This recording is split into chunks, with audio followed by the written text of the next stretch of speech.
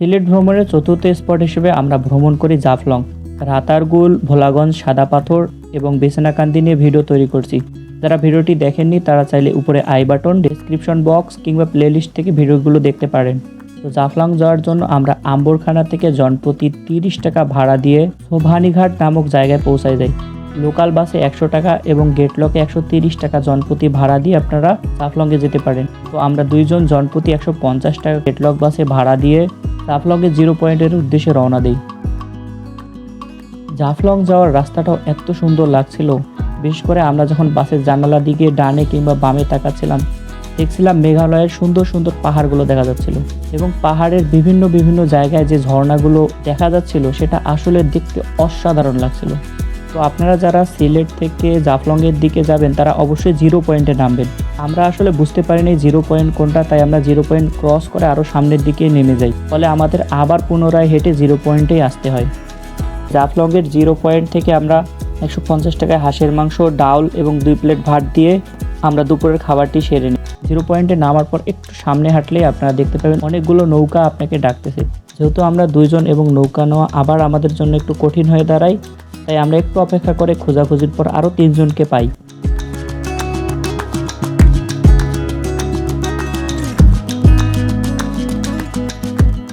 তো আমরা 5 জন মিলে টোটাল 1000 টাকায় নৌকা ভাড়া করে কোয়াইন নদী ক্রস করে জাফলংয়ের বিভিন্ন স্পট যেমন মায়াবী ঝর্ণা, খাসিয়াপল্লী, ঝুলন্ত ব্রিজ ইত্যাদি দেখার জন্য যাই। খাসিয়াপল্লী এবং খাসিয়া রাজবাড়ি, চা বাগান এগুলো অটোয় করে ঘোরা লাগবে। এই টাকাটিও কিন্তু আমাদের নৌকাওয়ালাই প্রোভাইড করবে। সুতরাং এই ব্যাপারটি আপনারা আগেই দরদাম করে নেবেন। এমনিতে আপনারা গেলে অটো রিজার্ভ করতে 400 টাকা লাগবে। সুতরাং এই ব্যাপারটা আপনারা লক্ষ্য করে যাবেন। এরপর আমরা অটো করে খাসিয়াপল্লী ঘুরতে যাই। এখানে দেখতে পাই অনেকগুলো পাট সুপারির বাগান, খাসিয়াপল্লীর অনেক ঘরবাড়ি এবং খাসিয়াদের চা বাগান। সেখানে অনেকগুলো দোকান দেখতে পাবেন এবং সেখান থেকে আপনারা চাইলে চা টেস্ট করে যদি ভালো লাগে তাহলে চা কিনতে পারেন। তো আমাদের টেস্ট করে ভালো লাগায় আমরা সেখান থেকে 1 কেজি 350 টাকা দরে চা পাতা কিনে নিই। কালার কি স্বাদ কেমন তাই বলে।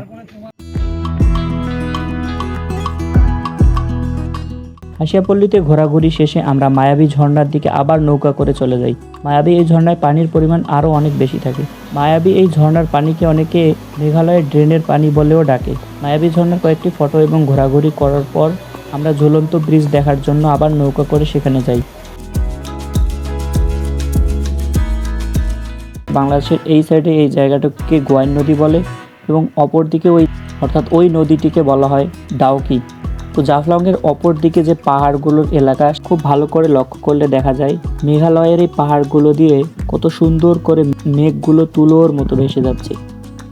ব্যাপারটা অনেকটা স্বপ্নের মতো। গোসল করার জন্য এই গোয়াইন নদী পারফেক্ট। পানিগুলো এত স্বচ্ছ এবং পাথরগুলো দেখতে এত সুন্দর লাগছিল এবং হাতের ডান দিকে মেঘালয়ের বাড়িঘর দেখা যাচ্ছিল।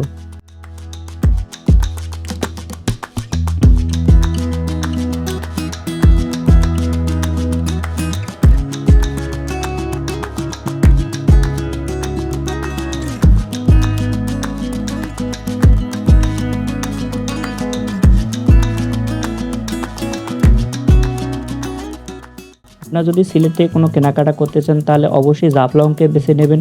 বিছানার চাদর, বালিশের শীট, চকলেট, প্রসাধনী সামগ্রী ইত্যাদি নিতে পারেন, যেগুলো অনেক কম মূল্যে এখানে পাওয়া যায়। জাফলংয়ের রাতের ভিউটা দেখেন এত সুন্দর এবং মেঘালয়ের এই পাহাড়ের বাহারি থেকে কত সুন্দর আলো আসতেছিল। খুবই ভালো লাগছিল এই সময়টা। তারপর আবার আমরা জনপ্রতি 100 টাকা ভাড়া করে লোকাল বাসে সিলেটের উদ্দেশ্যে ফিরে আসি এবং ওই রাতে আমরা বাসে করে ঢাকার উদ্দেশ্যে রওনা দিই।